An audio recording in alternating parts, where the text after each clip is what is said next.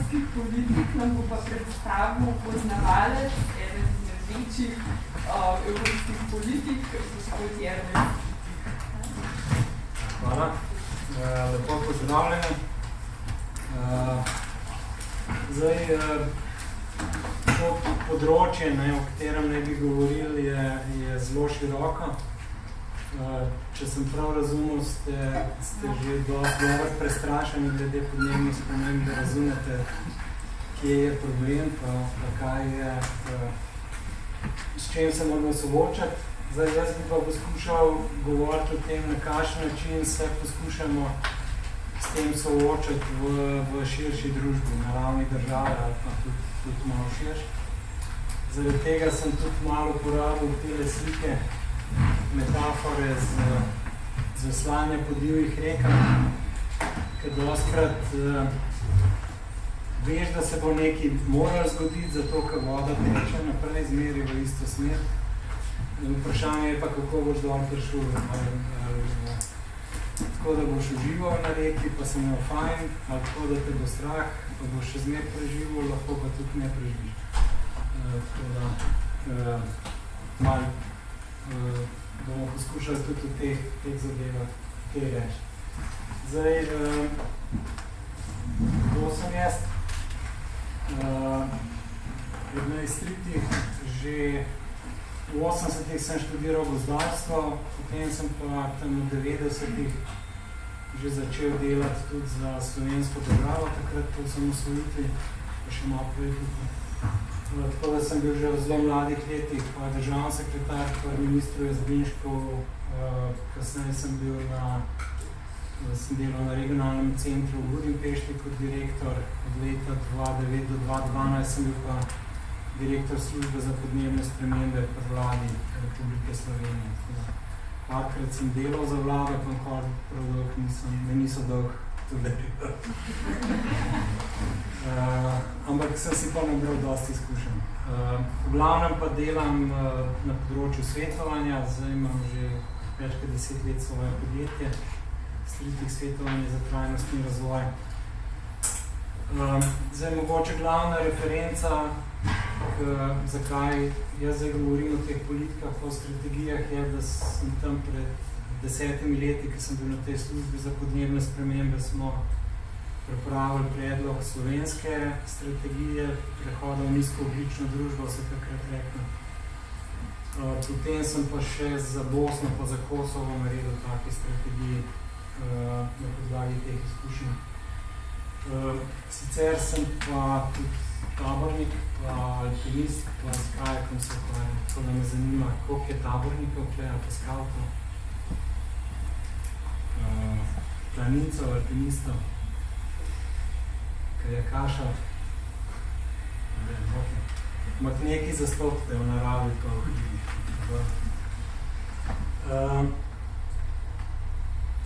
O čem smo pogovarjali? Najprej bi pač malo enega teoretskega uvoda naredil, zakaj sploh rabimo pri politike pa strategije nekaj o ciljnem upravljanju, ki je pač teoretska osnova vsega tega. Potem je ideja, da bi vi sami malo v skupinah nekaj naredili, zdaj ne vem, ste dobili dva PDF fajla,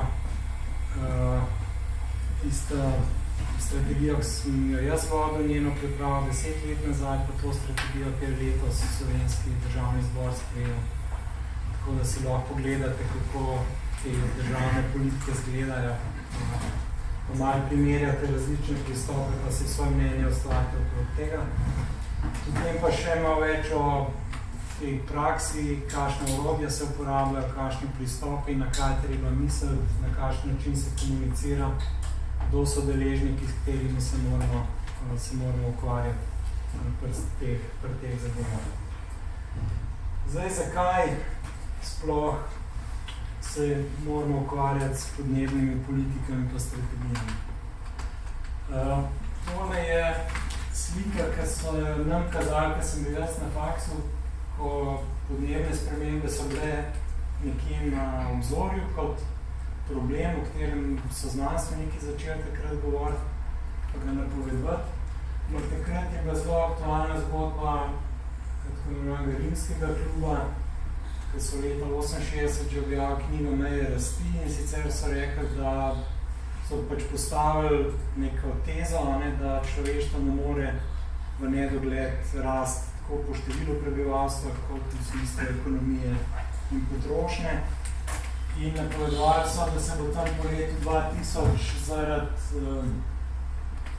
zaradi zmanjšanja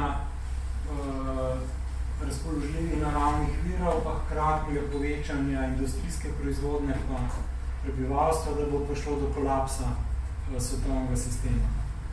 Tako da ta ideja,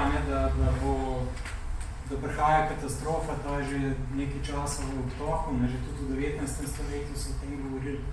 Tako da imamo že vsi nekje v glav, da bo konec sveta, pa da bo nekaj groznega, pa da bo šlo vse narobe, pa da človeštvo pač ne more tako iti naprej po poti tega hitre geometrijske rasti, kot smo zadnjih par stolet šli. Kje so imeli prav? Prav so imeli glede rasti pač industrijske proizvodnje, porabe virov in tako naprej, prav so imeli glede rasti prebivalstva, niso imeli pa prav glede naravnih virov. V bistvu, potem se je izkazalo, da bolj zmanjkuje naravnih virov, več jih najdemo, tako da še danes je premoga zemeljskega plina, nafte, rudnin čisto dosti za potrebe človeštva. Problem je pa, da onesnaženje, kar poraba teh virov povzroča, da nam to dela probleme. Da je tukaj planetarna omejitev, se pravi, omejitev podnebnih sprememb, pa še ne par drugih, ampak pač podnebne spremembe so danes pa pač koncentracija CO2 v zraku je nekje najresnejši problem. Za njim pa mogoče še potem biodiverziteta, pa zmanjševanje števila vrst, pa sploh zmanjševanje biokapacitete zemlje. To zadnje poročilo IPCC-a, ki je bilo objavljeno, pač ni nič novega za tiste, ki se že dolgo ukvarjamo s tem, ampak je bilo spet predstavljena kot senzacija. Predvsem je pa bila senzacija za širšo javnost zaradi tega, ker se dejansko posledice podnebnih sprememb že kažejo. Če pogledamo požare v Ameriki, poplave v Nemčiji, požare v Sibiriji, vročino v arabskih deželah, skratka suše, pri nas smo imeli žled 7 let nazaj, pa potem sušo, pa pač grubadarja, pa propadanje gozdov zelo hitro in tako naprej. Skratka, podnebne spremembe niso več nekaj, kar je v prihodnosti, podnebne spremembe so že dejstvo, ki se mu ne moramo več izogniti. Vprašanje je samo, koliko slabo bo še ratalo. To je še odvisno od nas, ali bo slabo, ali pa veliko slabo. In časa za ukrepanje zmanjkuje. Zdaj, drugi teden se začne ta naslednja iteracija konference podpisnic globalne konvencije o podnebnih spremembah, ki je že skoraj 30 let stara, tudi 92 je bila podpisana, ki ni uspela še nič, mislim, so uspeli marsikaj narediti, ampak trenda še niso uspeli vrniti in zdaj se spet odloča o tem. Zdaj, v Sloveniji imamo mogoče dva razmisleka. Eden je ta, da se pri nas ozračje segreva, mislim, da dvakrat hitrejše kot svetovno povprečje, skratka bistveno hitreje, ker smo v tem sredozemskem, srednjeevropskem prostoru. Druga stvar je pa to, da smo ena od najbogatejših držav sveta z visokimi emisijami na prebivalca, ne najvišjimi, ampak relativno visokimi, se pravi, imamo tudi kar veliko stopnjo odgovornosti, čeprav se včasih rečemo, se nas je sam 2 milijona, se ni pomembno, kaj mi delamo. ampak smo med tistimi državami, ki so bolj odgovorne za vse skupaj, tudi zato, ker se pri nas industrializacija začela že v 19. stoletju, se pravi, smo imeli korist od rabe fosilnih virov že 150-200 let. Evropa se že tudi več kot 10 let pogovarja o tem, da je treba v bistvu znižati emisije do leta 2050 na skoraj nič. Zdaj, to je v bistvu pred 10 let graf, zdaj že govori o tem, da je treba čisto na ničlo spraviti ob upoštevanju tudi ponora v gozdovi in tako naprej. Zdaj, kaj se dogaja v Sloveniji, kar je relativno zanimivo. Tole je en graf, ki ga tudi že zadnjih 10 let rišem sprot, kjer je rjavo plosko, to so letne emisije toplogrednih plinov, kakor jih poročamo tej globalni konvenciji. Te plave stolpci so družbeni brutoprodukt kot indikator bogatstva, razvitosti družbe, če rečemo tega, pa blagostanja. In kar je zanimivo, je, da smo v Sloveniji pač bili tam v 80-ih zelo hud onesnaževalci, predvsem zaradi energetike, ker je bila v glavnem na premogu. Potem po tisti osamosvojitvi pa prestrukturiranju gospodarstva, tudi krizi, so emisije malo padle. So rasle tam nekje do leta 2008-2009, ker je bila spet naslednja gospodarska kriza in pol parata zanimivo. Pol so zelo hitro padle, ker je takrat se gospodarstvo skoraj ustavilo, pa gradna avtocest se je ustavila. Ampak v bistvu se niso več dvignile nad tist, kar so bile. Zdaj, če pogledamo, če interpoliramo nek trend od leta 2009-2010 do 2019, je zadnji podatek, pač emisije toplogrednih plinov v Sloveniji že padle. Ta rdeča pa zelena črta sta pa v bistvu to rdeče so bile projekcije do leta 2020, ki so jih takrat delali mislim, da na Inštitutu Jožefa Stefana, na tem centru za obnovljive vire, ki so pač napovedovali, da bojo emisije ponovno zrasle in se dvignile še nadalje iz leta 2008. Ta zelena črta so bila pa predvidevanja, ki smo jih takrat na službi za podnebne spremembe nekako postavili, da v smislu, da bi to morala biti strategija, da potem počas pripeljamo emisije do nič, pa do trajnostnih do leta 2050. In kar je zanimivo, ne glede na to, da tista strategija ni bila sprejeta takrat, pa da je bilo še marsikaj hecenga v tem času se dogaja, so pač emisije Slovenije zdaj v skladu s tistim, kar smo napovedovali, kar je tako, ni seveda moja zasluga to, ampak pokaže, da se da nekaj narediti, oziroma da neke ukrepi, ki se sprejmejo, neke politike, ki se sprejmejo, bodo imele učinke. Ni vse brez veze, pa ni vse stran vrženo napor, če se nekaj trudimo, da se zadeve spremeniti. Seveda bo treba v naslednjih letih, tam do 30 pa do leta 40, še bistveno bolj radikalno prestrukturirati gospodarstvo pa potrošnjo, ampak začetki so že tu. Zdaj, če pogledamo še emisije toplogrednih plinov po sektorju v Sloveniji, spet od leta 86 do leta 19, to je taka groba klasifikacija, kjer imamo pač na vrh je proizvodnja elektrike, pa je modro je promet, to belo oziroma sivo so stanovanja in poslovne prostore, ogrevanje in tako naprej. Potem so pa emisije iz odpadkov, industrijskih procesov, kmetijstva, pa gorivo v industriji, procesi v industriji, kmetijstvo pa odpadki, pa drugo, to so pa te plini, HCFC iz hladilnikov, pa take zadeve.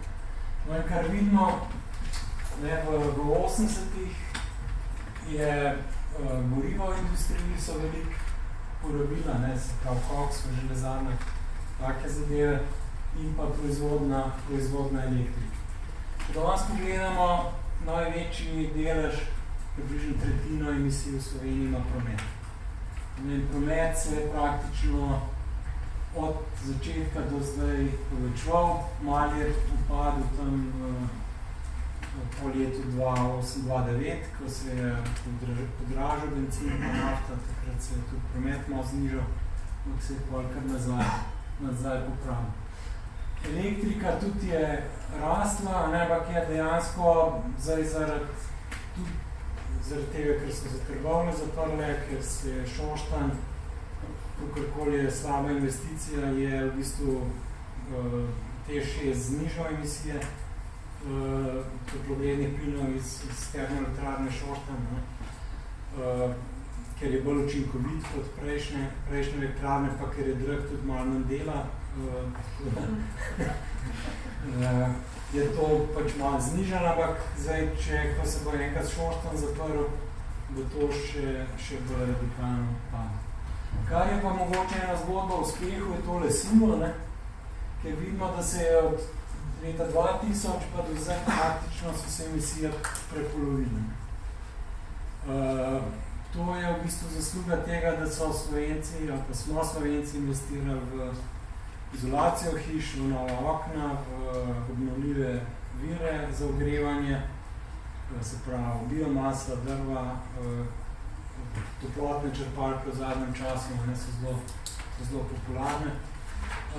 In to je bilo pač sistematično spodbujano strani Ekosklada in pač drugih državnih ukrepov. Tukaj je bil marsikaj narejen, za industrija je ratala malo bolj učinkovita, ampak še zmeraj ima nek prispevek. Vidimo, da glavne teme so seveda promet pa proizvodna elektrike, ostale zadeve so pa tudi pomembne, ampak so malo manj obsežne emisije, ampak bi bilo tudi treba znižati, če hočemo priti na nič. Da ne bomo govorili samo o toplogrednih plinih, včasih je očitek, ko predlagamo nekaj glede podnebja, pa za zniževanje emisij toplogrednih plinov, pa rečejo, sončne elektrarne imajo pa ogromno onesnažijo, pa odpadek je, pa kovine, pa viri in tako naprej. Skratka, treba imeti v glavi tudi to, da so še druge komponente okolja, pa zdravja, in da je treba razumeti tudi razmerje med temi, da s podnebnimi ukrepi ne naredimo večje škode na enih drugih področjih. Zaradi tega je zanimiv kazalnik ekološki odtis oziroma ekološki deficit. To se pravi, to je tak sintetičen kazalnik, ki se računa za vse države sveta na globalni ravni, ki primerja porabo v enem letu, se pravi, koliko mi materijala pa energije porabimo v enem letu, jo primerja s tem, koliko hektarov zemlje bi rabili, da biološka proizvodnja te vire proizvede v enem letu. In to je, koliko imamo na razpolago, je ta zelena črta, to je biološka kapaciteta Slovenije, koliko lahko dejansko biološka proizvodnja na naši površini proizvede materije oziroma teh zadev, rdeče gore pa koliko več od tega mi porabimo.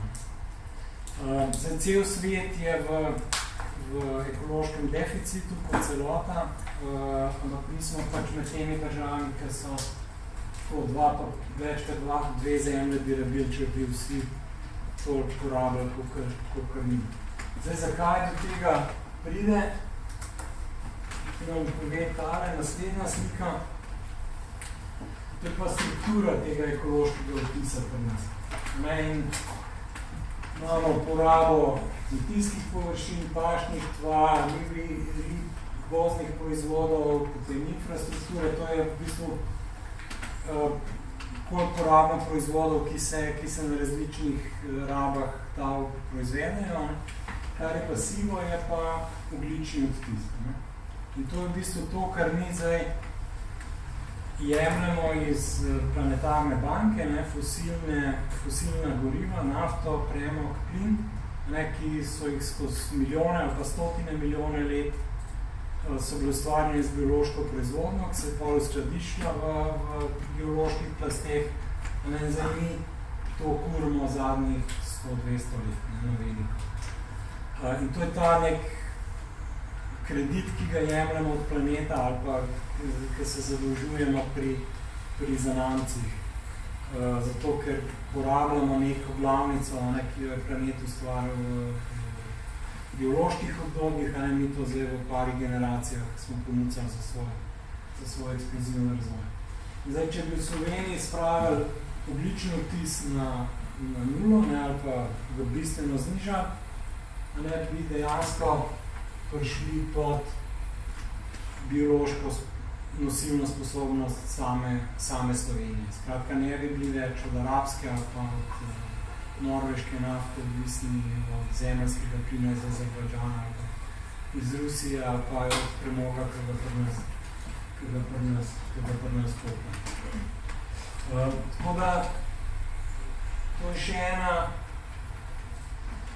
dokaz ali pa ena razmisleka, ki dejansko pove, da v tej naši generaciji, pa vaši, če bomo rešili vprašanje podnebnih sprememb, potem bomo še marsikaj drugega v pozitivnem smislu rešili. Ne čisto vsega, ampak bo pomagali tudi, kar se tiče biotske raznovrstnosti, bo pomagali, kar se tiče onesnaženja in sploh obremenjevanja planeta.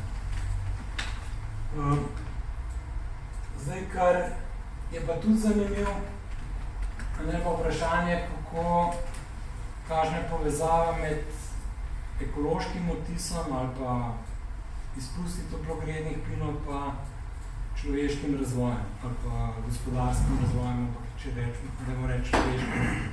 človeškim razvojem. V splošnem je globalna ena korelacija, da bolj ki je razvita družba, več porab. Več naravnih virov porab, več emisij toplogrednih plinov ima, več onesnaženja in tako naprej. Ampak razlike med razvitimi državami so ogromne. Tako 5-kratnik, recimo med najbolj učinkovitimi državami pa najbolj potratnimi glede naravnih virov.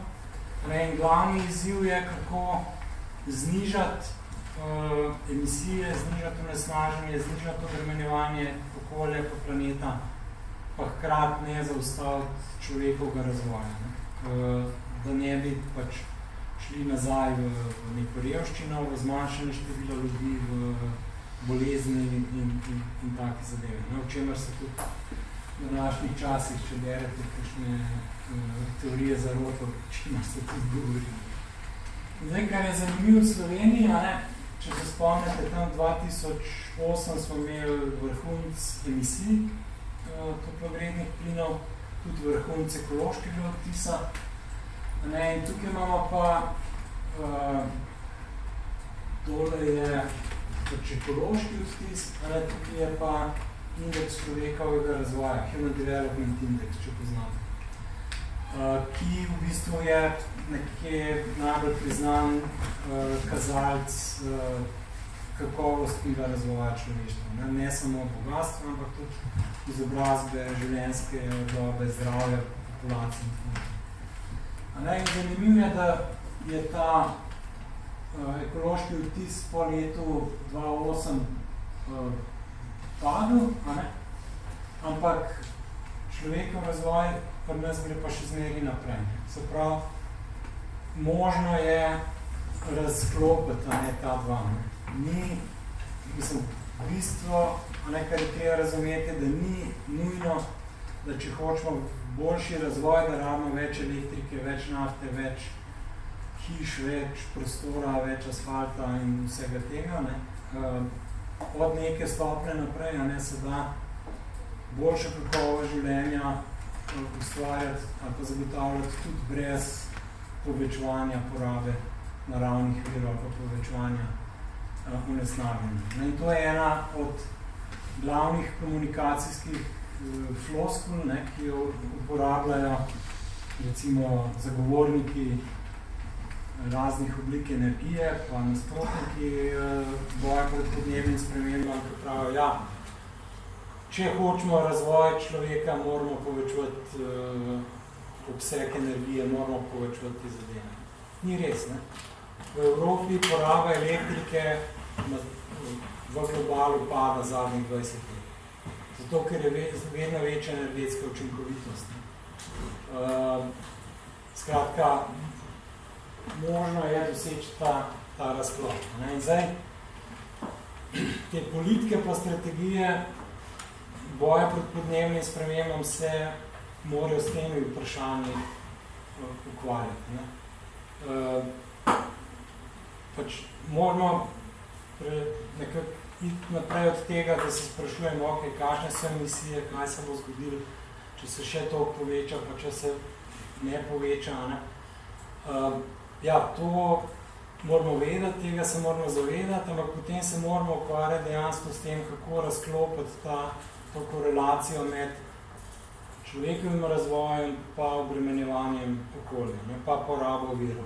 In to je glavni izziv, s katerim se te politike ukvarjajo. Ampak to seveda ni zelo lahko, ker ljudje smo pohlepni, bi radi imeli zmer več, pa zmer bolj enostaven, pa radi imeli čim bolj enostavne komunikacije.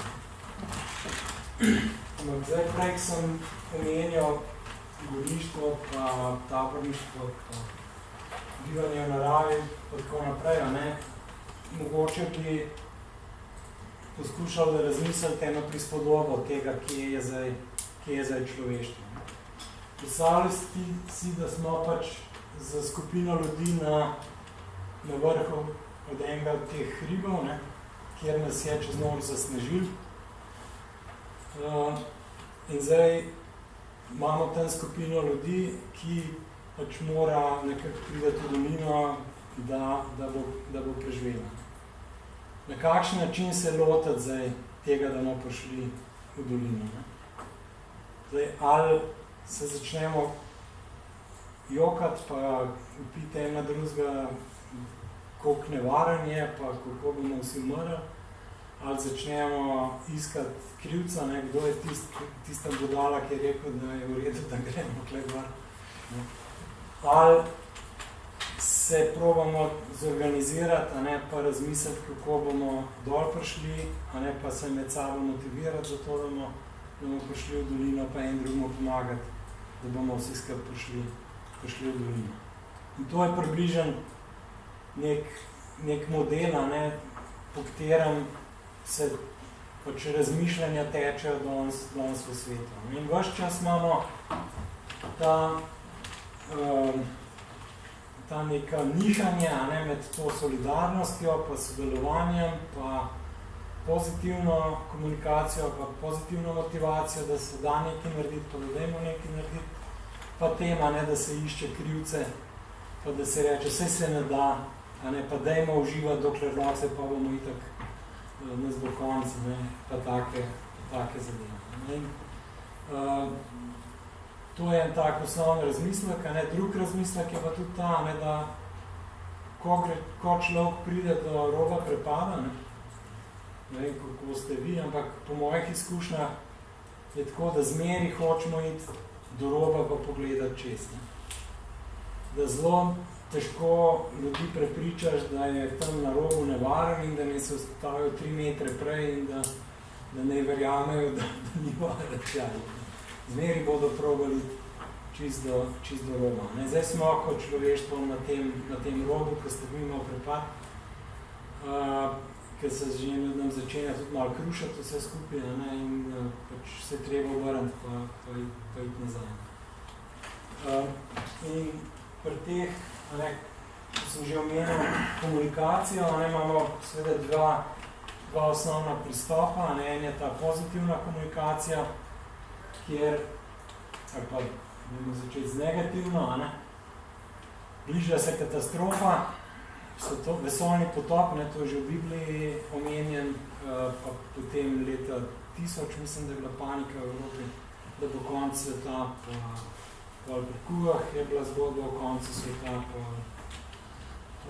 že prej sem o tem rimskem klubu govoril, skozi se človeštvo ukvarja s tem, da bo enkrat ena katastrofa in zdaj imamo seveda zelo dobre razloge, da s tem drugega strašimo, pa si eno navoli. Potem je iskanje krivcev grešnih kozlov, kdo je zdaj kriv, a je kriva Anglija, ki je izumila parni stroj, pa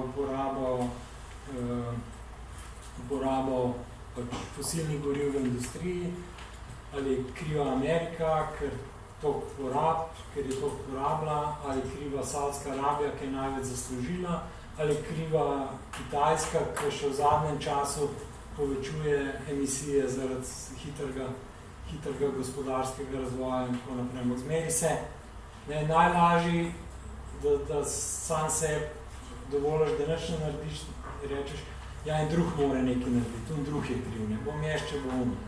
In to si skozi podajajo te zgodbe. Pa imamo pa še to, da se itak ne da nič narediti, da je ta defetizem, zdaj dajmo uživati, dokler še lahko, itak ne bomo imeli penzije, itak bo šlo vse v maloro, tako da se brez veze zdaj karkoli žrtvovati, ali pa se čemu odreči, ker itak ne bo nagrade za to. Zdaj, pozitivna motivacija je, da imamo rešitve, ne vemo, kako se da zadeve ustaviti pa rešiti, da to zmoremo in da v bistvu, če te zadeve naredimo, bo za vse tudi boljše. Bo lahko to tudi prineslo neko boljšo kakovost življenja ali pa mir na svetu in tako naprej. Ne samo, da bo ustavili podnebne spremembe, ampak da bo tudi sicer lahko boljše. Marsikaj, recimo, če zamenjamo dizelske avto z električnim, pomeni, da bo v Ljubljani veliko manjše onesnaženje zraka, kolikor je danes. Mogoče bo kaj tudi slabega zaradi tega, ampak skratka, to sta dve vrsti komunikacije, med katerimi ves čas iščemo neko ravnotežje, če hočemo oblikovati ali pa izvajati te politike podnebja. Treba se je zavedati, da je situacija resna, da smo na robu prepada, ampak če smo na robu prepada, še ne pomeni, da smo že vedno odpadli. Imamo še zmeri možnost, da stopimo korak nazaj, pa nas to nastane prav veliko. Je pa to zanimivo, kako se to vrtimo v krogu, zdaj že zadnjih 40 let, po teh napovedi, da bo katastrofa do tega, ali se da kaj narediti, ali se ne da, pa zelena rast, pa zeleni razvoj, je pa ta ideja, da se da v bistvu podnebne spremembe izkoristiti za naslednji korak v razvoj človeštva pa izboljšanje kvalitete življenja. Zdaj, ko delamo politike, oziroma ko se odločamo, v glavnem na državni ravni, pa tudi v podjetjih ali pa v velikih organizacijah, imamo nek tak krog odločanja, kjer recimo na začetku postavimo strategije, postavimo cilje, kaj hočemo doseči, potem za to zagotavljamo vire, da bi to lahko dosegali. Pripravimo projekte, s katerimi bomo to dosegali, jih izvedemo, spremljamo, kaj se dogaja in potem vrednotimo, ali smo dosegli to, ali smo prav zastavili, ali smo narobe, ali treba kaj popraviti. In potem na osnovi tega vrednotenja spet spreminjamo strategijo ali pa izboljšujemo ali pa kakorkoli. Skratka, to je nek proces razmišljanja, pa tudi delovanja ali pa odločanja v državnih organih ali pa v politiki nasploh ali pa v družbi, s katerim lahko pridemo potem do nekih ciljev, če govorimo o politikah, o strategijah. Pri tem imamo pač tri nivoje hierarhične. Ta zgornji nivo je strategija, pol naslednji je taktika, tretji je pa najbolj izvedben, je pa sama tehnika. Spet, če gremo nazaj v hribe, strategija je, na kater vrh hočemo priti. Taktika je, kdaj bomo šli, po kateri poti bomo šli, v kakšni skupini bomo šli, koliko nas bo šlo skupaj, kaj bomo vzeli sabo, vodo, hrano, opremo, obleko in tako naprej. Tehnika je pa pol sama hoja, plezanje, pač uporaba opreme in tako naprej. Ravno tako je pri teh strategijah, politikah, podnebnih ali pa kjerikoli drugih. Ločiti moramo med tem, kaj je strategija, se pravi odločanje o tem, v katero smer gremo.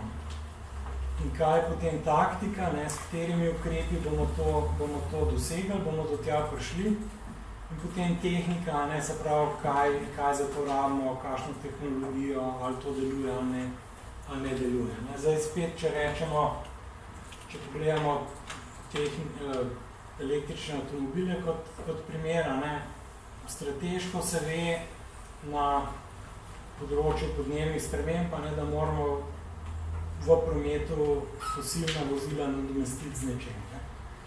Glavni alternativi, ki sta zdaj, nekako, o kateri se govori, so vodikovi avtomobili pa električni avtomobili. Ampak izkaže se, da so vodikovi avtomobili zelo dragi, veliko dražji od električnih, zato je zdaj na taktičnem nivoju imamo najprej so pošli hibridni avtomobili, pa imamo zdaj baterijske avtomobile in zmer več različnih tipov in proizvajalcev in tega je. Ampak vse to rab pa tehnologije, rab tehnologijo baterij, rab tehnologijo, kar je pa tehnika, rab potem tehnologijo elektromotorjev, softvera za krmiljenje, skratka cel kup tega. In dostikrat se,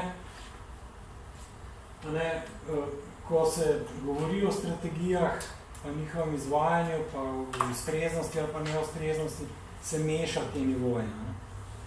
Da se reče, z baterijami je nekaj narobe, to tudi neko vznesnaženje, pa neke vire porablja in tako naprej. Zaradi tega je cela strategija, da moramo ukiniti fosilne prevozne sredstva napačne.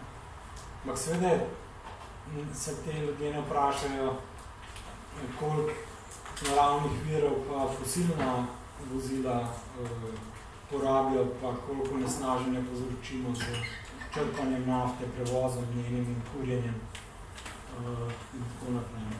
Skratka, to so pač ene dobro imeti to malo razčiščeno, ko na tem delamo, da vemo, o čem se kdaj pogovarjamo. Ali se pogovarjamo o strategiji, se pravi, ali strategija je to, da bomo do leta 50 prišli na ničelne emisije, oziroma do leta 30, zdaj, da se bo znižalo to, da se bi znižali emisije za 50, 55, 40, to je debata o strategiji. Taktika je pa, kjeri so te ukrepi, s katerimi lahko to dosežemo, tehnika je pa, kako točen bo bomo to izvedli. Ampak teh zadev ni dobro preveč mešati. In to druga težava, do katere pridemo pri načrtovanju takih politik pa strategij, je vprašanje, ali se osredotočamo na probleme ali se osredotočamo na cilje. Zdaj, pač mi, Slovenija je bila nekaj časa v tem socialističnem delu Evrope, kjer je bil model planiranja tak, da se je osredotočal na probleme. In še danes dostikrat slišimo, da se predvsem pogovarjamo o reševanju problemov. Se ne pogovarjamo o tem, kaj želimo doseči, ampak o tem, da imamo nek problem. In ideja tega je bila, da če ugotovimo, kaj je narobe, kaj je problem, pa kakšni so razlogi za to, da imamo problem, bomo tudi ugotovili, kako ta problem rešiti, in kaj je končno stanje, rezultat je, da nimamo več problemov. Pri ciljih je pa vprašanje, kaj želimo doseči, kam hočemo priti, kakšna je pot do tja, kako to dosežemo, kaj za to potrebujemo. In zdaj, razlika je ta, da tukaj, če se osredotočamo na probleme, pač ne bomo imeli problema, ampak ne vemo pa, bomo pa tam, kjer smo, oziroma ne vemo, kam hočemo priti. Če pa si postavimo cilj, da hočemo priti na vrh ene gore, pač bomo tja tudi prišli. Bomo imeli pri tem tudi probleme, ki jih bomo sproti reševali, od tega, da bomo mogli imeti pravo opremo, pa kondicijo, pa da nas bojo noge bolele, pa da lahko nevihta pride, pa tako naprej. Ampak vedeli bomo, kam hočemo priti in na koncu bomo tja tudi prišli. In zdaj, skratka, jaz poskušam zmeri svetovati, da se dajmo na cilje osredotočati, ker potem je veliko bolj učinkovito. Če se pa osredotočamo na probleme, se pa tudi pol vrnemo v tisto negativno način komunikacije. Skratka, imamo problem in zdaj se na ta problem fokusiramo.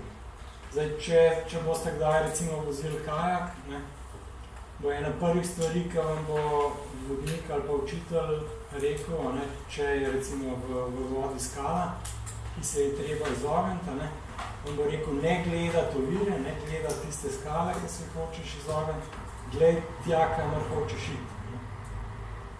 Mislim, to je čisto taka osnovna psihološka, ampak tudi motorična zadeva. Človek ponovadi gre tja, kamor gleda, kamor obrne glavo. Ne gre nekam drugam. In če gledaš v oviro, ker se bojiš, da se boš vajno zaletel, se ti veliko večja verjetnost zgodi, da se boš vanjo zaletel. Zdaj, če se osredotočamo na probleme pa na cilje, imamo spet to, kar sem že rekel, pri problemskem vodenju, poudarek na slabostih pa na tveganjih. Končno stanje je, da nimamo problemov, ampak to je v bistvu taka negativna špirala, kjer ne vemo, kam bomo prišli. Bomo prišli, kamor nas bo podnesem. Če pa ciljno vodimo, potem pa izmeri poudarek na prednostih pa na priložnostih, skratka na tistem, kjer smo dobri in kjer vidimo, da lahko izboljšamo in tam postavimo cilje in zaradi tega se dejansko zadeve tudi lahko izboljšujejo in dosežemo pa željeno stanje.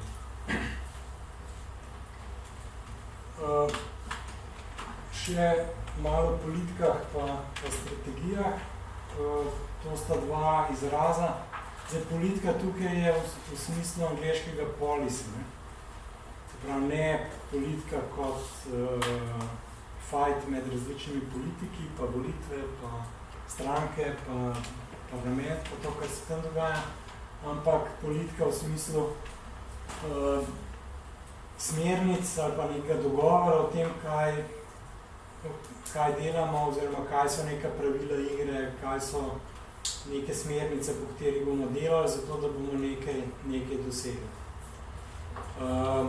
Strategija je tudi ena od politik, ne, ampak je veliko bolj usmerjena, ne, ampak politika je v bistvu, lahko rečemo, vsak družben dogovor, ne, ki nekako velja in po katerem se potem ljudje obnašajo. In to ponavadi temelji na nekih vrednotah, ne, družbenih, mora imeti nek cilj ali pa nek namen, kaj hočemo s tem doseči.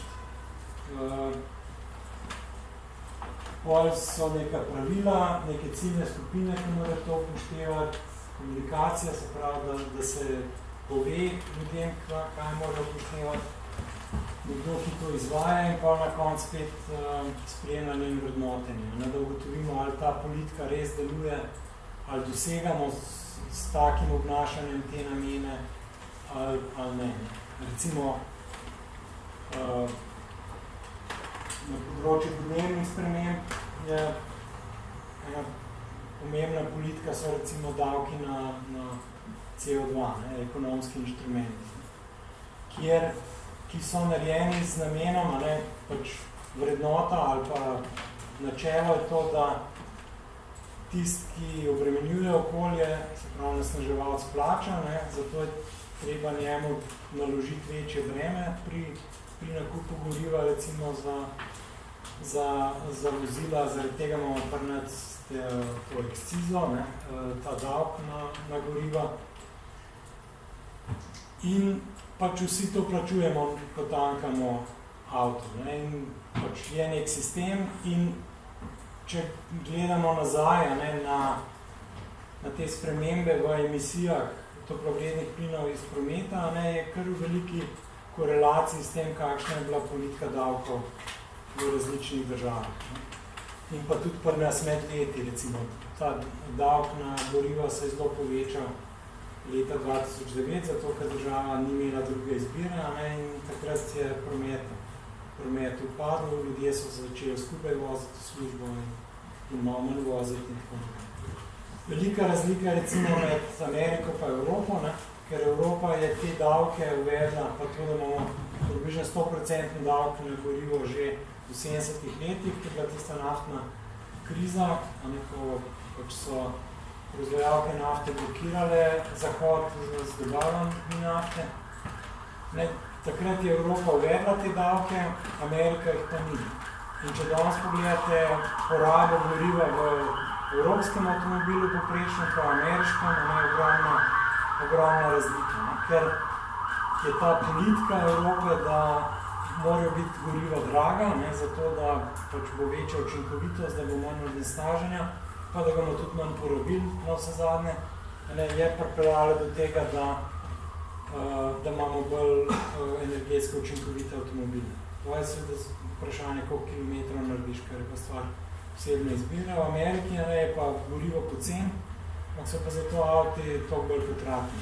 In spet imajo veliko večje probleme, kadar pride do nihanj v cenah in tako naprej. Kar imamo tudi mi zelo očitno. Druga stvar je pa strategija, ne, kaj je to. Teh definicij strategije je cel kup, ne, če greste iskati po internetu. Ampak to je v bistvu neka dolgoročna usmeritev ali pa načrt za doseganje želenih ciljev. Predvsem je tukaj bistveno, da je to dosti dolgoročna zadeva. Ne. To ni nek takojšen ukrep, to je malo dolgoročnejši razmislek. Ne, tukaj ponavadi pa začnemo pri ciljih, pričakovanih rezultatih, to moramo najprej definirati. Potem spet moramo vedeti, kdo je odgovoren, kakšna sredstva ima za to na voljo, kakšen časovni okvir, kako se bo spremljalo to, ali je uspešno izvajanje strategije. In na koncu seveda moramo tudi upoštevati zunanje okolje, kaj se okoli nas dogaja pri teh zadevah. To je zdaj pač ta bolj teoretičen del tega mojega predavanja, oziroma od začetka bilo malo bolj o tem, kaj se dogaja na področju politik, druga pa na področju samega človekovega razvoja, pa malo od teh sami teorij planiranja, pa načrtovanja, pa vodenja. Zdaj ne vem, če ima kdo kakšno vprašanje na tole, kar je bilo do zdaj, ali pa pripomba svoje mnenje, sem kaj čisto zabluzal. Sam zdaj, kaj pravite zdaj, ko se energenti toliko držijo? A bo kaj manj izpustov, ali ne bo? Bo se. Se bo, da še malo bolj bojo. Ja, pač spet bo prišlo do tega, da boste na avtocestnih priključkih videli veliko avto parkirani čez dan, ko se bojo sosedje skupaj dobili, pa po 2 ali pa 3 v Ljubljano peljan. Kakšen izlet manj bo, pa tako naprej. Mislim, to se v glavnem vidi. Cena energentov pa izpusti so zelo v korelaciji. Zato je tudi na koncu najmočnejši ukrep za zmanjšanje toplogrednih plinov je obdavčevanje ali pa plačila za onesnaževanje, za CO2. Za velike onesnaževalce je to ETS v Evropi, pa trgovalna schema s pravicami do emisij, za osnovne uporabnike so pa to davki na gorivo. Zdaj, če bodo te cene višje, bo porabe manjše, tudi to. Do zdaj, mislim, meri se ta korelacija. Vprašanje pa je, koliko je to družbeno sprejemljiv, pa koliko je to pravično. Ker če vi živite v eni državi, kot je Slovenija, kjer mlada družina brez osebnega avta ne more funkcionirati normalno, da bi otroke v vrtec peljala, pa hodila v službo, pa tako naprej. In če vam to podražijo, vam res nemogoče življenje. Če bi živeli v Švici, imate javni prevoz tako dober, da lahko vse opravite tudi z javnim prevozom, pa z biciklom. Ampak to so pa že ta naslednja vprašanja. Ampak se to nam manjka, ta preboj, da če se podraži gorivo, bi mogli iti sistemski odgovor družbe proti temu, da se je pa klada, ne vem, nekoliko. Ja. To je pa moje vprašanje, ali imamo ta pravo strategijo pa politiko. Ker če govorimo o tem, da hočemo znižati emisije toplogrednih plinov, hkrati pa gradimo nove avtoceste, pa nekaj neštima. Se pravi, če ponudimo samo dovolj dobro ponudbo, je UPP-ja ali pa drugih oblik mobilnosti ni dovolj. Moramo hkrati tudi povečati obdavčitev na fosilna goriva, ali smo ljudje toliko prilagodljivi, da če bomo imeli dobro ponudbo, da potem se bomo odrekali avtomobili. Ja, zdaj, če pogledamo, če primerjamo potrošnjo gospodinstvu za mobilnost po evropskih državah, boste videli, da je Luksemburg številka 1 po porabi za osebne avte, Slovenija pa številka 2 v Evropski uniji. Nemčija, ki vsi tako govorimo, koliko se z avti voze, pa kakšne avtobane imajo, pa tako pri njih družina približno pol porab za, povprečna družina, pol porab za javni prevoz, pol pa za avto. Pa manj porabijo za mobilnost v deležu skupnega proračuna, kakor Slovenci. Tako da nekaj, če je ponudba, nekaj bojo ljudje gotovo presedlali oziroma uporabili to, kar je ponudba. Če ni ponudbe, potem ne moremo. Ampak, da bi pa čisto nulo spravili, ne vem, emisije iz osebnega prevoza, pa ali zelo drago narediti, ali prepovedati, ali pa zamenjati tehnologijo. Ja, jaz se vozil vsakodnevno na restauraciji Silice Ljubljana, grem z avto. In pravim, če za pot v službo slabo uro, Če ne še pa z javnim transportom, pa uro 50. In dokaj je tako, sploh ne zamišljam, da bi šel z vlakom pa avtobus, kar bi bil, Ja, seveda. Ampak jaz moram biti samo en komentar. Jaz sem se tudi vozila pa iz Žirovnice do Ljubljane, ker se mi je zdi ful bolj fajn na vlake čez 2 mesece, tako v tem času počnem druge stvari. Če se pa z avto peljem, se mi pa zdi toliko zapravljen čas, ker v tem času moram biti skoncentrirana na vožnjo in da moram početi drugih stvari. Ja, to je pač... Res tega vidika. Mislim, to je pa vprašanje tudi, koliko je vreden čas naš, pa kakšne alternative imamo v času, ne. Pa vprašanje dejansko je to, ne, ali zakaj železnica ni sposobna v podobnem času pripeljati človeka v Ljubljano kakor z avtom. In to je pa pač problem, da se ni investiralo v železnice zadnjih 30 let. Kar je problem strategij pa tega, kar država dela. Ne. Vlagala je v avtoceste, zaradi tega je od Jesenic do Ljubljane pa ure z avtom, do kolone pa zastoja, ali pa odvisno v katerem času preletiš v Šentilj. Prosim. Jaz sem, kad sem študent, se vozil relacija Kranj-Koper in me je prevoz stal na letni ravni 1,3 evra na vožnjo. Kranj-Koper. Če ga sprevozite, se vsaj 6 evrov. Je pa res, da se voziš vsaj 3 ure, če so normalne razmere. Zdaj je odvisen, koliko imaš časa, pa koliko naredi. Ti lahko neko urno postavko si računaš, koliko gledi ti vzame, ne pa samo kakšna razlika v ceni. Če draže cena, se tako mogoče enkrat ne splača več. Če se urilo recimo draže. Vse, ampak stvar, zdaj to, o čem mi probamo danes govoriti, kako te zadneve uravnati, na recimo strani države, preko davkov, preko ponudbe infrastrukture, preko ponudbe storitev, da se spremeni način obnašanja ljudi, da se jim omogoči to, da se odgovorno obnašajo. Ker, kot sem prej rekel, če ste vi mlada družina z otroci, pa z dvema službama na različnih koncih mesta ali pa ljubljanske regije med Jesenicami pa Kočevjem pa Cerkvenco pa Kanokom, pol ne morete funkcionirati brez dveh avtov kot familija.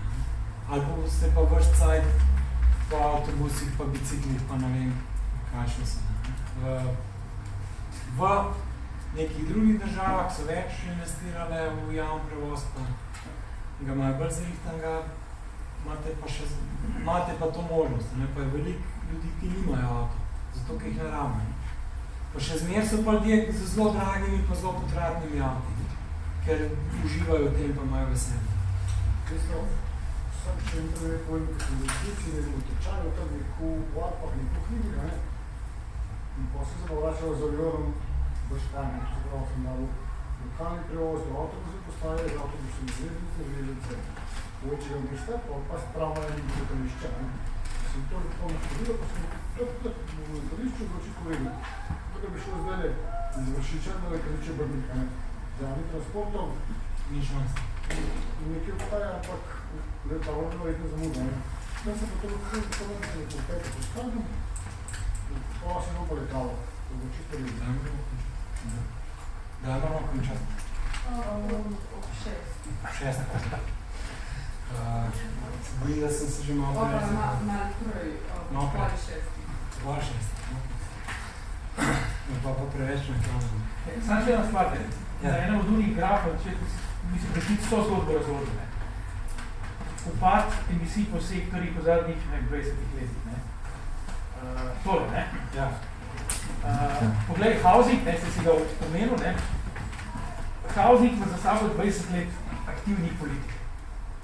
Promet ima za sabo 30 let aktivnih nepolitik oziroma aktivnih politik prometa. S tem bomo nedelali. In to je to. V resnici je to točno to.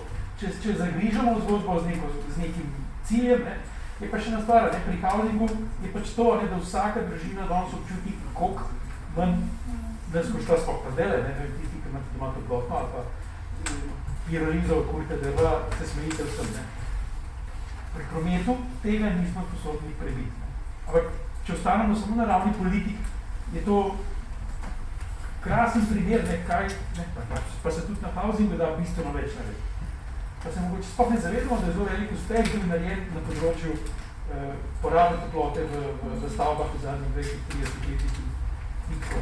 No, sam ukrepi na housingu so veliko bolj učinkoviti, pa hitreje izvedljivi kot na mobiliti. Zakaj? Mogoče sam vrednot. Če bi pol denarja, če bi od leta 91 pol denarja za promet vlagali v železnico, pa pol v avtoceste. Bi bilo malo drugačno. Mogoče bi trajal z avtom do Jesenic še zmeraj 1 uro z avtom, ampak z vlakom tudi bil 1 ura. Mislim, jaz sem bila včerajšnja na predstavitvi iz Inštituta Jožef Stefan, ker so pač delali scenarije pa projektiranje glede prometa pa emisij. In oni ne glede, oni pač, kakor so računali, to so vse pač številke pa predvidevanja, ampak tudi če se pač naredi dvotirnost železniških prog, pač ogromno teh ambicioznih ukrepov izpelje, še vedno ne bomo dosegli zmanjšanje emisij dovolj hitro. To govorimo pa vse na letu 2050. Prav 40 letih ne bomo, 30 letih ne bomo dosegli ciljev. 30 letih bomo ogromno denarja vložili v promet, hkrati pa pač ne bomo dosegli teh ciljev. Se pravi, če bi začeli prej, tudi mogoče ne bi bila to rešitev. Če je rešitev res v zmanjšanju pač poti, tudi je pa zdaj spet. Prostorsko načrtovanje. Korona zdaj naredila svoje zumom kot kombat. Ja, če smem še jaz, tukaj gre za te projekcije, ki so dodelane v projekte Plan 5, to je še enako projekt. Kaj je zbral ministrstvo pa zbral ISA pa še nekaj drugih deležnikov. Ja, in oni so v bistvu računali tudi, kakšen je potencial različnih ukrepov pri zmanjševanju prometnih emisij. In so pač zdaj njihov rezultat je, ki ga jaz v črevesje ne poznam. Videl sem sam končne te njihov rezultate, je da v bistvu Model Split, torej če bi mi premaknili te prometne tokove v železnice, ima precej nizek potencial v Sloveniji, pa tudi zmanjševanje tega traffic demanda, to je potrebe po premikanju, po mobilnosti, ima prav tako majhen, dokaj majhen potencial. Mislim, jaz sem bil zelo presenečen, ko sem te številke videl. So pa pač njihova teza pa je, oziroma izračun, da je pravzaprav največji potencial v elektrifikaciji. Zdaj, jaz podrobnosti ne vem, ampak sem predvsej presenečen, moram reči, ker to pomeni, da tudi v bistvu mi se nismo dotaknili zdaj še tega traffic management, skratka, zakaj se ljudje sploh vozijo.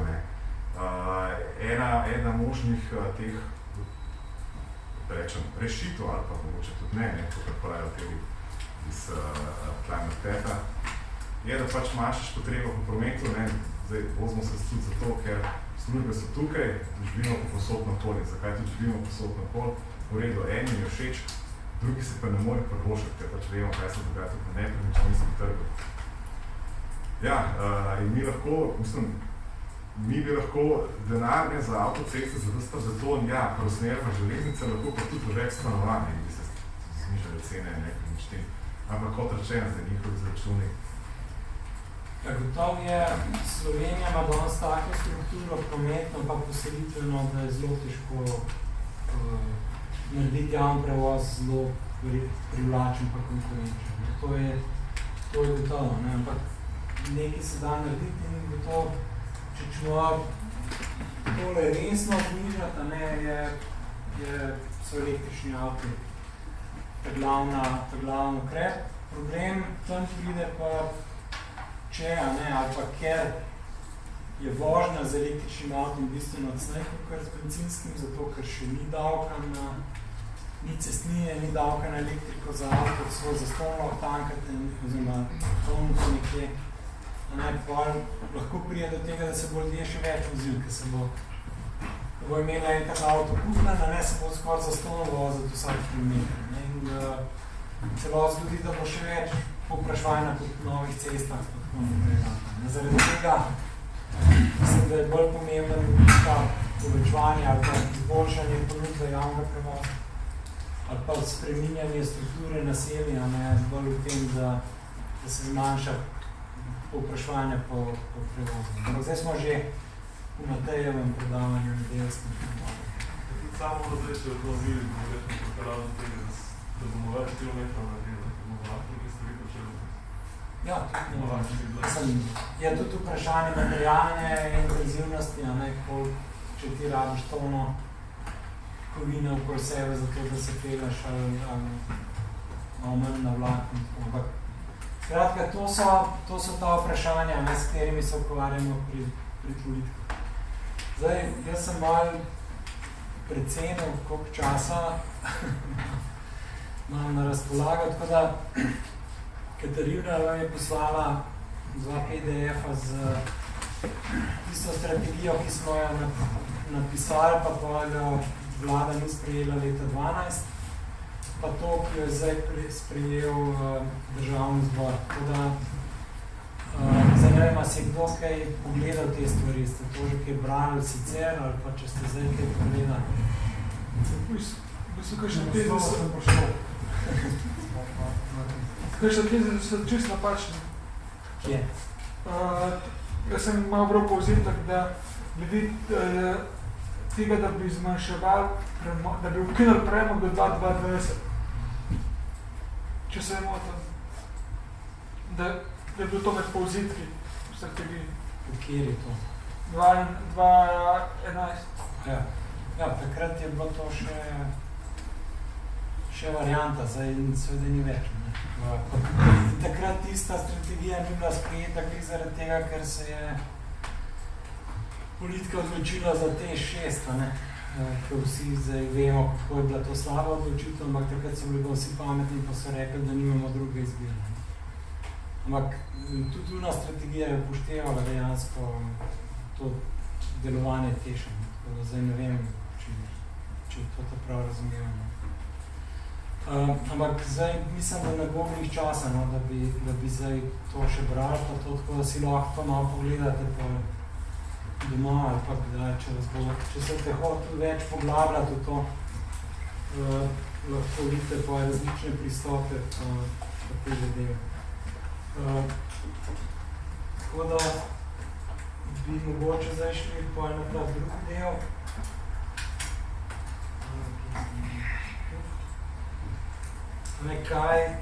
Kaj v bistvu,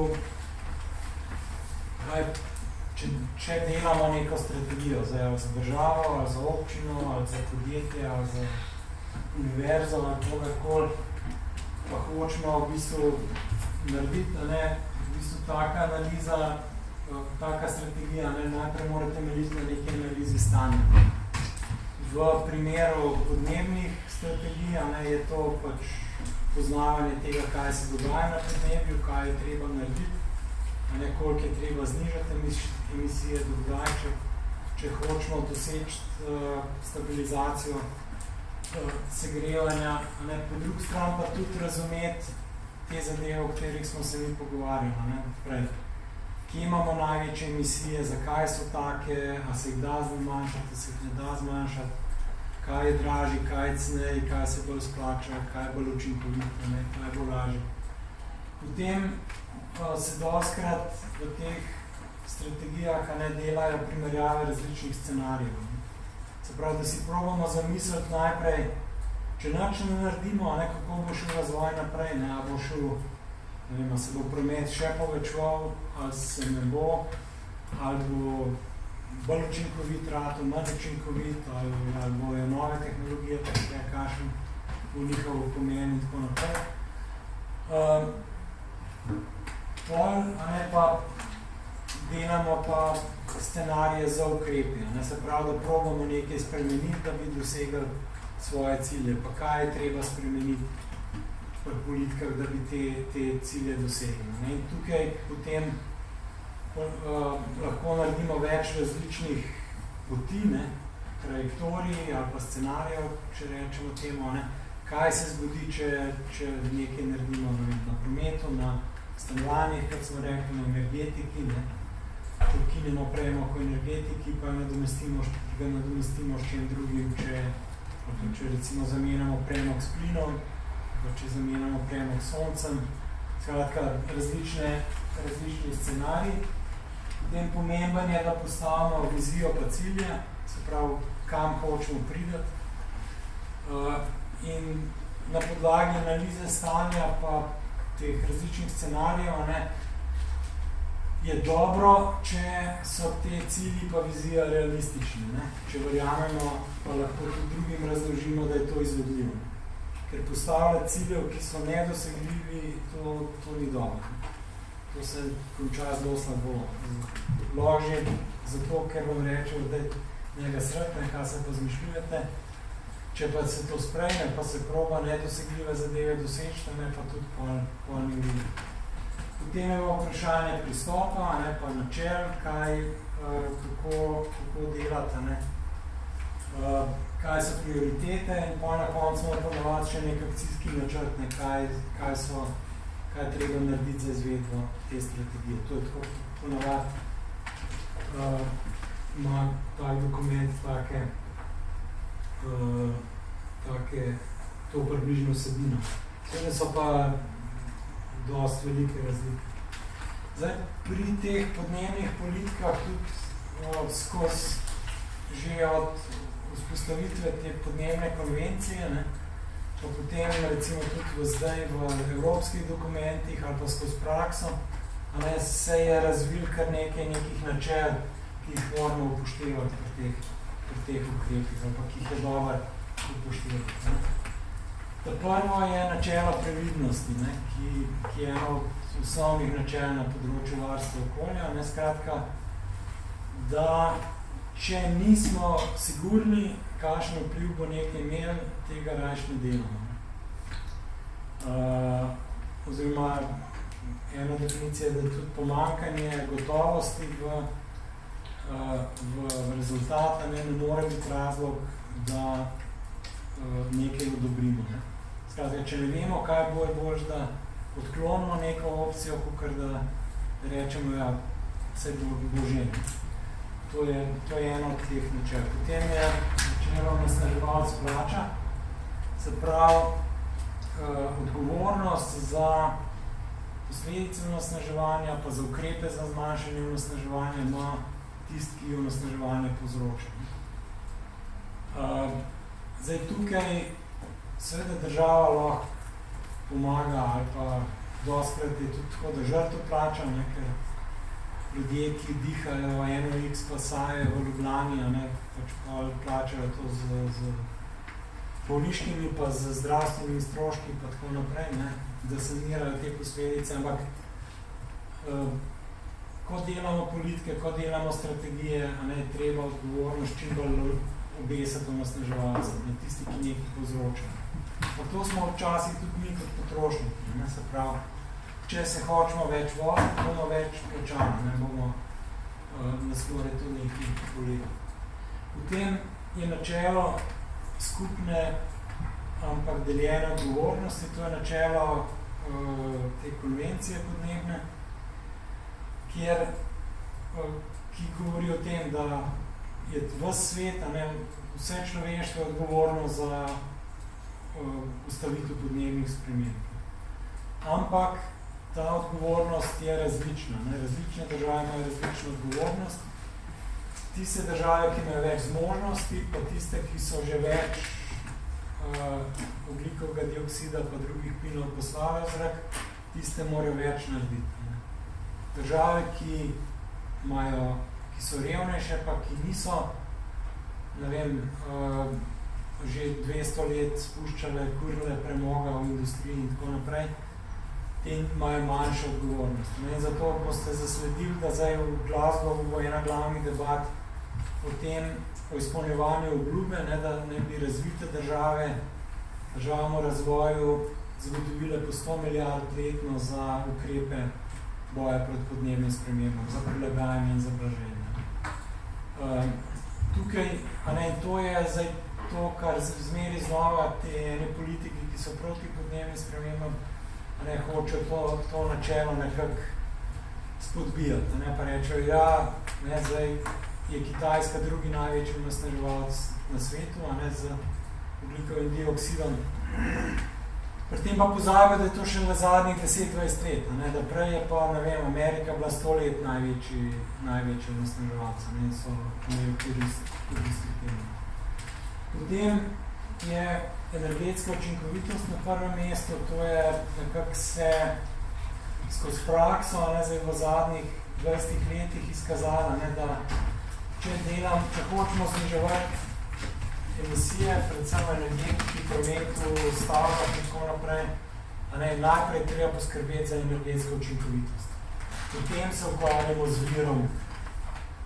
z virom energije, ne pa emisijami na viru energije. Ker če bomo mi, ne vem, toplotno črpalko dali v hišo, ki ni izolirana, ne, bo poraba elektrike ogromna in bo pač koštal veliko, pa tudi emisije za proizvodnjo te elektrike bodo velike. Če pa v dobro izolirano hišo damo toplotno črpalko, potem pa ima ta zadeva smisel. Ali pa tudi pri elektrifikaciji avtomobilov, glavnih argumentov je večja energetska učinkovitost električnega avtomobila. Ker avto na fosilna goriva ima izkoristek tistega goriva, energije, ki je v gorivu približno tam 15-20% za pogon vozila. Vse ostalo gre v toploto, zato je toliko fajn se greti po zimi v takem avtu. Tiste toplote več kot dosti. Električni avto pa ima pač od polnjenja baterije do kolesa tam nekje 80-90% izkoristek. Tako da je tudi, če kurite elektriko iz termoelektrarne, približno tam z kurjenjem nafte v avto, ali pa porabo elektrike za električno avto. Če pa je pač energetski miks malo boljši, več obnovljive energije, je pa to že veliko bolj. Potem načelo, da se ne škoduje bistveno, skratka, ne smemo drugih škod povzročati na prostoru, na biodiverziteti, na onesnaženju, na teh stvarih. Zdaj, recimo, velika debata pri električnih avtih je okoli litija, pa kobalta, pa teh zadev, kjer seveda se pojavljajo vprašanja, zdaj, kakšne posledice ima to na okolje nekje in zgotovo je treba to zminimizirati pa zagotoviti, da se nam to dela. In potem še zadnja zadeva so pa skupne koristi. Marsikakšen ukrep na podnebnih spremembah ima lahko pozitivne učinke na druge zadeve. Se pravi, elektrifikacija avtomobilov zmanjša onesnaženje zraka v mestu. Izolacija stavb izboljša kakovost bivanja v stavbah. Če pač vse prav naredimo, pa da se nam kakšna radna motnja nabere v kar dobro izolirani stavbi. Skratka, zmeri je dobro iskati sinergijske učinke med različnimi ukrepi, skratka, možno je z enim ukrepom več dobrih stvari. Ponovadi to analizo stanja nekako povzamejo v SWOT analizo za prednosti, slabosti, priložnosti pa tveganj. To je pač ena tabela, če dobro premislimo, se zelo lepo pokaže, kaj lahko potem za strategijo naredimo. Bistvo strategije je, da na podlagi prednosti, ki jih imamo, izkoristimo tiste priložnosti, ki se nam ponujajo, pri tem, da pač zmanjšamo naše slabosti, pa se izognemo tveganju. To je recimo ciljna logika, kar smo prej rekli, ali pa pozitivna logika delanja strategij. Če bi pa govorili problemsko, bi pa rekli, zdaj pa smo najdli slabosti, pa tveganja, zdaj se moramo pa skoncentrirati, da bomo zmanjšali naše slabosti, pa da bomo preprečili tveganja.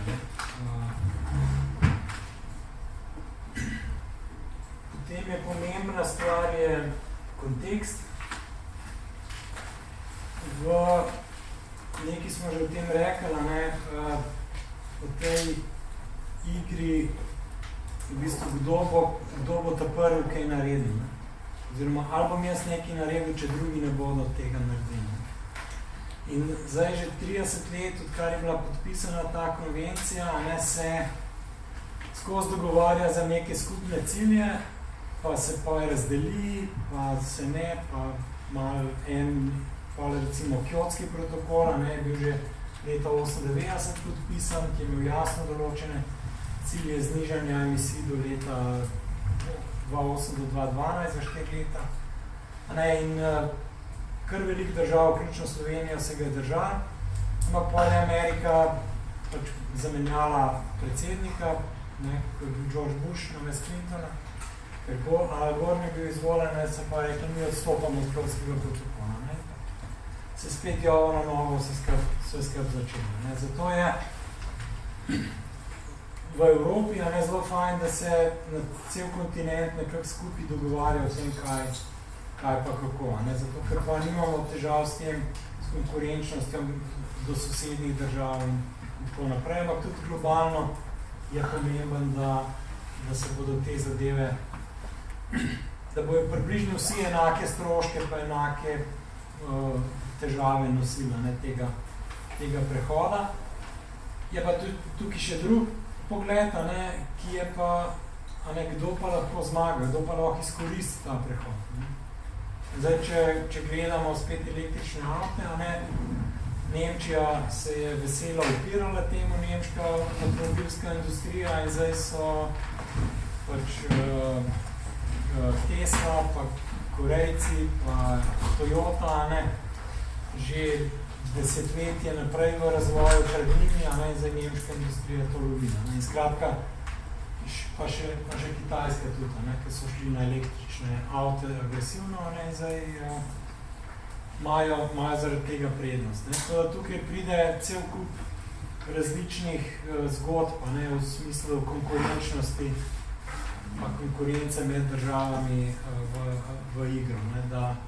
In je treba nekako paziti na to, da so napori nekako ustrezno razporejeni, pa tudi da koristi, da so nekako ustrezno razporejene, da nimajo samo eni koristi, eni pa stroške. S tem, ker pol tudi politično zadeve ne bodo delovali. Potem imamo dostkrat, delamo različne scenarije, o tem smo že prej nekaj govorili. Zdaj, recimo gor so ta zadnji scenariji od IPCC-a, kaj se bo dogajalo s temperaturo. Glede na različne nivoje ukrepov, in te recimo so pomembni za prilagajanje na podnebne spremembe. Tudi da se vprašamo, po načelu previdnosti, tudi če verjamemo našim voditeljem, da bojo uresničili scenarij 1,9 stopinje segrevanja ali pa 2,6 stopinje segrevanja, da bojo ustavili emisije, še zmer iz previdnosti boljše računati na kakšno večje segrevanje, če že delamo ukrepe prilagajanja. Tukaj imamo pa recimo simulacije različnih ukrepov, za recimo to strategijo, ki smo leta 10-12 delali, kjer je bil to business as usual, pa različne trajektorije, kako znižati emisije radikalno do leta 50. Tukaj obstaja danes kar nekaj modelov različnih metodologij in tako naprej za vse te zadeve in je pač dobro to malo preštudirati, preden se določi točne cilje pa izbere ukrepov. Zdaj pri izbiri ukrepov, tudi kar doskrat ljudje ne pomislijo, je, da zmanjševanje emisij je lahko v bistvu profitabilna zadeva. In to je ena krivulja, tako imenovana McKinseyjeva krivulja oziroma krivulja zmanjševanja cene, zmanjševanja emisij po ukrepih, kjer imamo na levi strani ukrepe, ki se nam splačajo sami po sebi. Recimo, če varčno žarenco, LED, diode damo namesto starinskih žarenc, potem imamo v življenjski dobi te LED diode veliko ekonomsko korist. Kaj so računali na $100 na tono CO2 imamo plusa, nam ostane denarja v žep. Potem imamo, kako so razporejeni te ukrepi po tem koliko nas stane oziroma koliko koristi nam dajo. Tukaj imamo ukrepe, ki so profitabilni, ne? Potem se pa začnejo ukrepi, ki nekaj stanejo v življenjski dobi, ne? In te so do približno cene 60 evrov na tono CO2 razporejeni. Ne? In to pa potencijala, ne? Koliko gigaton CO2 letno bi lahko s temi ukrepi pošparali. In ko delamo strategije, ne, pa politike, je to zmeri najlažje se sfokusirati na ta del, kjer vemo, da bo zadeva v plusu. Ne. In to je tudi zgodba, ker je Matej prej govoril o teh izolaciji pa energetski sanaciji slovenskih stanovanj pa hiš, ne, kjer dejansko ljudje vejo, da se jim to splača, ker bo manj dal za kurjavo, manj bo koštalo to leto. Imaš investicijo, ki se ti povrne mogoče v 5, 10, največ 15 letih, ampak že manj plačuješ. Ne. Zato je tam lažje zadeve narediti. Ne. Če moraš pa delati zadeve, ki pa nekaj stanejo, ne, se pravi, recimo v prometu, kjer je treba investirati v železnico ali pa v avto, ampak recimo že avti so hibridni, so že tle v plusu, ne, ker manj stane pogon pa gorivo. Tako da je dobro videti, ne, kjeri ukrepi so taki, ki se sami splačajo, sami po sebi, in ki jih je treba samo malo spodbuditi, malo zaklanirati, pa bojo laufan, kjeri pa res nekaj stanejo, ne, kjeri treba potem nekaj denarja v to investirati. Zdaj, tisti pa krivulja z leta 13, to je ta Mednarodna agencija za energijo pri OECD-ju letos objavila, ne, ki je malo bolj realistična, ne, ki kaže razpone cena, ne, ali pa stroškov. Skratka, stroški so odvisni od lokacije, od trga, od celega kupa zadev, ne, ampak spet imamo kar veliko ukrepov, kjer je povprečje recimo pod nično, ne, se pravi, da je strošek negativen, se pravi, da imamo plus iz tega ukrepa. In če se vprašamo, ne, zakaj recimo v Sloveniji se vendarle emisije znižujejo, čeprav mogoče nismo zadovoljni z državno politiko na tem področju, ne, se znižujejo ravno zato, ker se ljudem splača zmanjšati emisije, ali pa podjetjem se splača zmanjšati emisije. Splača se vlagati v energetsko učinkovitost, splača se vlagati v cenejše vire energije.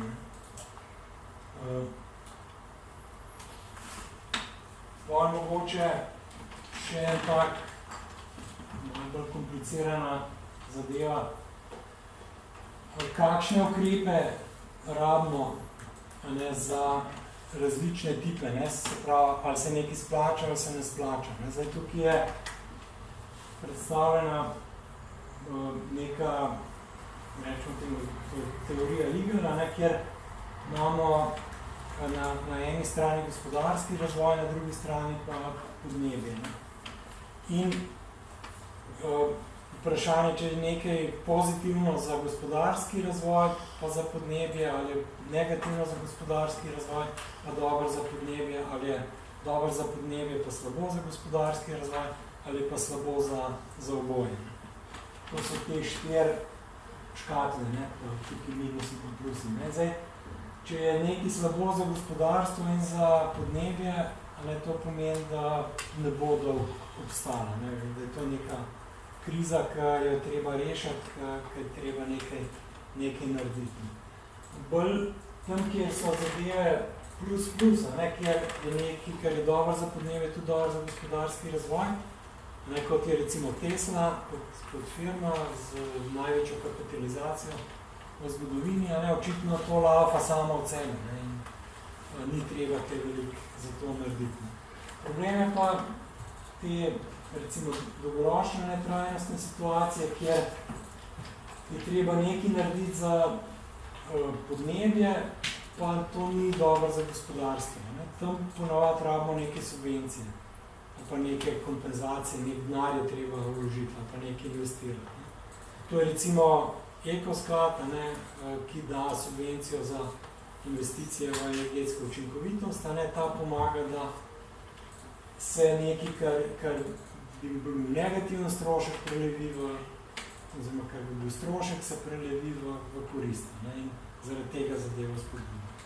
Če imamo pa situacijo, kjer je nekaj slabo za podnebje ali pa za okolje rečemo, ampak je zelo gospodarsko donosno, tam pa lahko država vključi predpise, načrtovanje, celo kakšne davke, to je recimo sistem tega evropskih pravil oziroma teh certifikatov za emisije, kjer v bistvu zaračunavajo pravico do onesnaževanja, pa cel kup pravil so postavili na ta način, da jih potem počas zagotavljajo zniževanje emisij, da se bolj splačajo druge zadeve. Lahko se pa tudi s preprostimi prepovedmi zadeve naredi. Ne vem, koliko star avto se sme voziti po cesti, kater eurostandard pri kamionih je še dovoljen, ali pa koliko mora plačati cestnine in tako naprej. Skratka, tukaj imamo pol neko razumevanje, kakšne vrste ukrepov lahko so za uporabiti za različne situacije, glede same ekonomike. Pol, kar je zanimiv, mogoče še za zaključek, najbolj vse politike pa strategije se pri deležnikih začnejo pa končajo. Kdo se za to zavzema, pa kdo je proti temu, kakšni interes ima in tako naprej. Tukaj je nekaj naštetih, imamo splošno javnost, ki seveda ima interes za to, da dobro živi, ampak ima tudi včasih malo konfliktne interese, kar smo že prej govorili okoli želje, okoli načina življenja. Potem imamo civilno družbo, bolj ali manj organizirano, spet z različnimi stališči, državne organe, gospodarstvo, razne interesne združenja, strokovnjaki so dostikrat pomembni. Na koncu se pa vse konča v bistvu dveh skupinah, ki sta ponavadi najbolj glasni pa najbolj vidni v tem procesu. Eni so ugrabitelji in bi jim jaz rekel, ki se želijo koristiti na račun tega. Zdaj, kar ste mogoče zasledili pri debati o tej podnebni strategiji, ki je Slovenija letos sprejema, da je tam noter omenjena možnost gradnje drugega bloka jedrske elektrarne. Skratka, gospoda na čelu z ministrom za okolje, ki je bil prej v službi na NEK-u, oziroma v Genu, ki je lastnik NEK-a, si je postavila zdaj kot je izkoristila podnebno strategijo za to, da so upravičili to, da lahko razvijajo projekt jedrske elektrarne. Potem imate pa te zanikovalce podnebnih sprememb, ki so sicer zmer bolj tihi, zdaj nekako noben več ne upa reči, da podnebne spremembe niso res, ampak so pač za 20 let najmanj, če ne več z njihovimi metodami zaustavili dejansko sprejemanje učinkovitih strategij pa politik. In tukaj v tem si lahko dosti preberete, mislim, da so prav knjige napisane do tega, da je Exxon, največja naftna firma, že v 70-ih letih imel lastne analize, kaj bo s podnebnimi spremembami, ki so, če jih danes beremo, so boljše, kot je bilo pa takrat tisto, kar je uradna znanost pisala. Bolj so vedeli, kaj se bo zgodilo, ampak so pa investirali denar v to, da se je relativiziralo vse skupaj, pa se mogoče ni res, pa ni človek res kriv, pa sončni cikli so krivi, pa ne vem, kaj še vse je bilo zgodb, pa se je lansiral, pa na Ala Gora so se spravili, ki je napisal tisto knjigo, tam leta 2004-2005, da on je pa diletant, pa da pojme nima, pa tako naprej. Skratka, to je recimo bila tudi zgodba tiste strategije, ki smo leta 2010 do 2012 pisali, da na koncu se je z neko medijsko kampanjo, cilj je bil pač enih strank in lobijev in teh državnih podjetij, da dobijo investicijo v T6 in zaradi tega so mislili, da jim ta strategija ne bi pomagala in so vlagali v to, da se to diskreditira. Pa je imela pač vlada izgovor, da ni nič naredila, pa naslednja vlada je pa spravila projekt T6 skozi. Naslednjega bo pa zaprla. Naslednjega bo pa zaprla. Ja, lahko bo že ista vlada spet zaprla. Koliko gre za nekita. Pa takrat smo opozarjali, da bo to nasedla investicija, ampak je šel vlak naprej. Tako da, s temi zadevami se je treba ukvarjati, če hočemo zagotoviti, da bo res prišlo do spremembe, ni dosti samo, da mi osebno nekaj delamo, ampak ene stvari je treba na državni ravni, pa tudi na globalni ravni premakniti in narediti dejansko izvedljive strategije, kako bomo znižali emisije. Čisto dosti je raziskav, podatkov, analiz, ki pravijo, da se to splača, da bi je to dobro, da ne bo veliko štal, da bo to povečalo gospodarsko rast in tako naprej. In glavna ovira je samo peščica teh, ki bodo izgubili velike koristi, ki jih imajo zdaj, ali zaradi premoga, ali zaradi nafte, ali zaradi plina. Če greste gledati financiranje republikanske stranke v Ameriki od bratov Koch, ki sta glavna lastnika te premogovne industrije tam bila, je to bolj ali manj jasno. Tudi pri nas, če greste gledati, iz katerih logov prihajajo te kritike, bojo zmeri povezani z energetskimi podjetji, ki hočejo svoj položaj monopolni obdržati pa operati. Tako da, jaz bi, ker smo že malo čez čas, bi s tem zaključil, pa mogoče, če je še kakšen komentar, vprašanje in nekaj.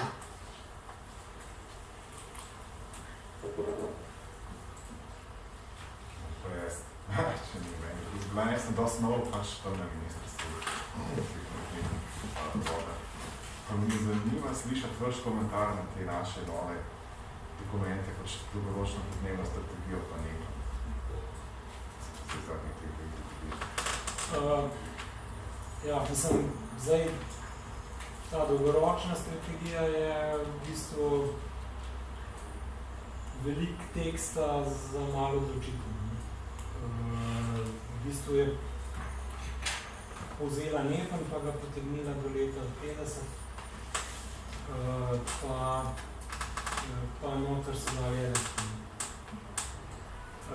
Zdaj pri NEPN-u sem bil zraven pri celoviti presoji, tako da na koncu sam NEPN je, mislim, da dober dokument, je pa bil tudi delan s figo v žepu. Tam je bil glaven boj pri celoviti presoji glede Savske verige elektrarn, kjer so energetiki trdili, da je to treba narediti. Kot presojevalci na CPV smo pa rekli, glavno vprašanje ni proizvodna elektrike, glavno vprašanje je energija na prometu. Se pravi, elektrifikacija prometa, javni prevoz, te zadeve, kar smo prej govorili. Tam je polovica energije v Sloveniji gre danes v promet. Mogoče še to, da paste, ko se govori v medijih o energiji, da se zmeri mena elektrika pa energija, pa nikoli ne veš, kaj mislim. Polovica energije v Sloveniji je nafta, ki jo uvozimo za prevoz po cestah. Druga polovica je pa vse ostalo, biomasa, pa elektrika. Ampak to se ponavadi meša. In v bistvu so ustrezni ukrepi v dokumentu noter, sam izvesti ga treba. Problem je pa, da se zmeri znova v Sloveniji denar daje v zadeve, ki se sami po sebi ne bi splačali. Ne. To je bila Savska veriga elektrarna, ki je bila zgrajena z vodnim skladom, pa s podnebnim skladom, pol je Teš, ki je spet z državno garancijo zgrajen in zdaj probavajo še jedrsko zgraditi na ta način. Čeprav je v bistvu naravno, pa preden bo zgrajena, bo že 2050. Če gledate trenutne projekte jedrskih elektrarn v gradnji v Evropi, koliko časa traja gradnja, pa koliko koštaja, pa kakšne težave so s tem. Tako da, mislim, je boljš, da jih imamo te strategije, kad jih nimamo. Problem je pa, da se v Sloveniji zmeri te partikularni interesi noter, nekako pretaknejo te državne strategije.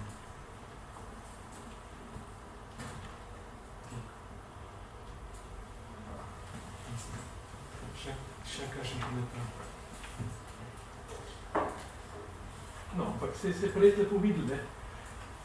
Tudi strategijo za najst smo presegli. Ja. No, mislim, mogoče je to optimističen komentar, ne, da se splača delati strategije, tudi če niso uradno potrjene, ne, ker to le pomeni, da se neki ljudi pa s tem sooč, pa tako naprej. Ne, pa, mislim, globalno gledano pa problem podnebnih sprememb ta, ne, da na koncu dejansko imajo vodilno vlogo nove tehnologije. Ne. Ker se toliko časa vlečejo te ukrepi, ki bi jih mogli že zdavni sprejeti, ne, da so v tem času pač neka vlaganja v raziskave na to temo, ne, že zgenerirala te nove, bolj učinkovite tehnologije, kot so recimo električni avti, pa mislim, cel kup drugih tehnologij na energetske učinkovitosti, pa fotovoltaika, ne, da zdaj že same tehnologije svojo ekonomiko ženejo zmanjševanje emisij, ne, da jih ne poganja toliko neki državni ukrepi pa prisila. Je pa, ne vem, tam 20 let nazaj, mislim, da Lester Brown, kdo je izračunal, ne, da bi za vse investicije, ki so bile takrat potrebne za zmanjšanje emisij toplogrednih plinov 4-letne obrambne proračune sveta rabili. Prav, če bi ta denar, ki ga vlaga vse države sveta v vojsko, za 4 leta namenil za podnebne spremembe, bi vse urejeno. In če gledate danes vojaške analize, ne, kaj je glavnih tveganja za konflikte, ne, so podnebne spremembe. Vsak general bi to povedal, če je to pošten. In tudi ve se, da je Sirija čisto posledica podnebnih sprememb. Ta državljanska vojna v Siriji. CIA je to naredila analiza. To pa polno, ne, kad strategija samo se uredila, ampak pa če traja predolg časa, pa se začne izvajati, ne. Ja. Jaz mislim, kak primer je obvozno skoro gleda, ne, mislim, da se lani spoletu se po 30 letih dokončno zedili. 50-ih. No, jaz se da po tukaj letih, po 30 letih, kako ne bi šla, pa da je vse ušljivo. Ampak zdaj pa treba še to izvajati, ne. Zdaj pa to traja ena, na 7 let, ne vem koliko let, 10 let, ne. Ja, to je pa vsaj škofjološko sem naredil. Pa severno gled. Ja, mislim, to je, mislim, strategija mora biti, če jo delamo, mora biti kakor to realno. Če to sam seznam želja, da pomaga dosti. In to je treba premisliti, kaj je realno, kaj ni.